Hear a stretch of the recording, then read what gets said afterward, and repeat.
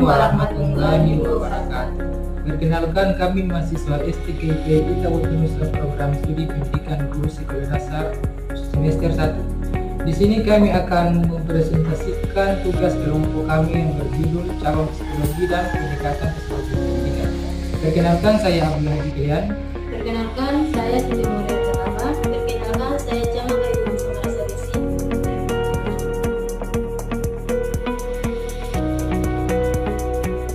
Di sini saya akan membahas poin 1, yaitu pengantar. Pengantar memainkan peran penting dalam memahami bagaimana siswa belajar dan bagaimana guru dapat meningkatkan proses pembelajaran. Dalam psikologi pendidikan terdapat berbagai cabang psikologi yang membantu memahami perilaku siswa dan meningkatkan efektivitas pembelajaran. Artikel ini akan membahas beberapa cabang psikologi yang relevan dengan pendidikan, seperti psikologi klinis, psikologi perkembangan, dan psikologi kognitif.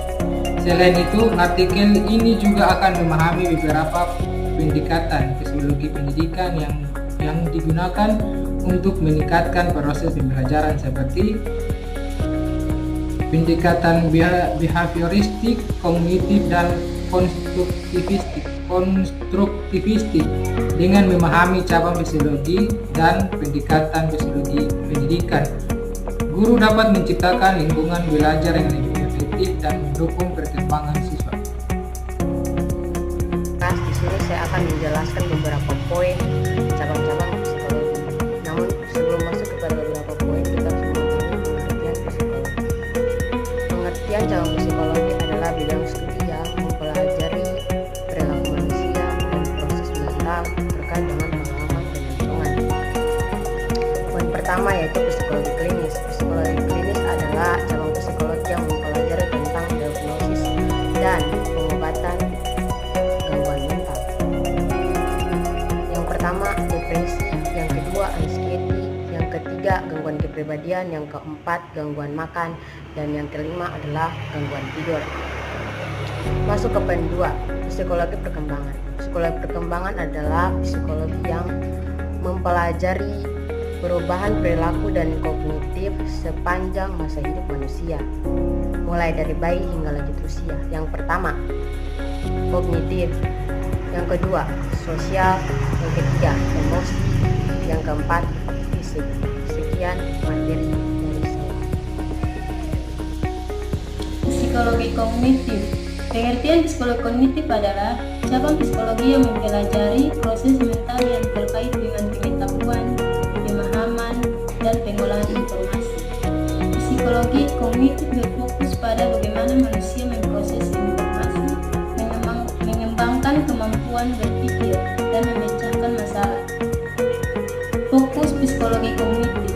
1. Proses mental. Psikologi kognitif mempelajari proses mental yang terkait dengan pengetahuan, pemahaman, dan pengolahan informasi. 2. Pengembangan kemampuan berpikir.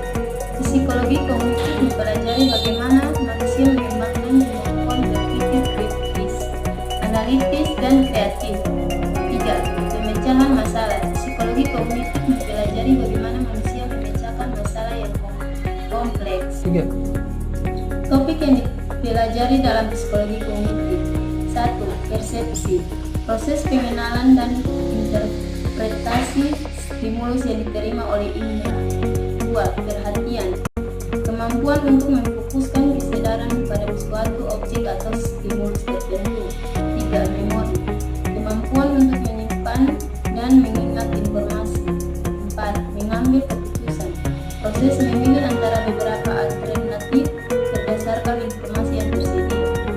Dengan memahami psikologi kognitif, kita dapat meningkatkan kemampuan untuk memproses informasi, membuat keputusan, dan memecahkan masalah. Baik, di sini saya akan membahas pendekatan kognitif. Pendekatan kognitif adalah yang bekerja dalam psikologi yang berfokus pada pemahaman tentang bagaimana manusia memproses informasi, mengorganisasikan pengetahuan, dan mengaplikasikannya dalam pemecahan masalah dan pengambilan keputusan. Pendekatan ini menekankan peran pikiran, persepsi, perhatian, ingatan, dan proses kognitif lainnya dalam membentuk perilaku manusia. Pendekatan kognitif juga menekankan pentingnya konsep pengetahuan yang tersimpan dalam pikiran manusia. Pengetahuan ini mencakup pengetahuan faktual, pengetahuan konseptual, skema mental, dan pengalaman sebelumnya yang membentuk cara kita memahami dan menafsirkan dunia di sekitar kita. Selain itu, pendekatan kognitif juga mempertimbangkan pentingnya persepsi dan interpretasi dalam membentuk pengalaman dan pemahaman individu.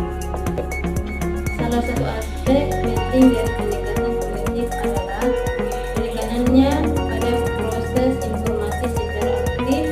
Ini berarti bahwa manusia tidak hanya menerima informasi secara pasif, tetapi mereka juga terlibat dalam mengorganisasikan, mengelompokkan, mengkategorikan, dan menghubungkan informasi baru dengan pengetahuan yang ada. Proses ini membantu kita memahami dan mengaitkan informasi baru dengan apa yang kita sudah tahu. Pendekatan kognitif juga menekankan pentingnya pemecahan masalah dan pengambilan keputusan yang rasional. Individu menggunakan strategi kognitif seperti analisis,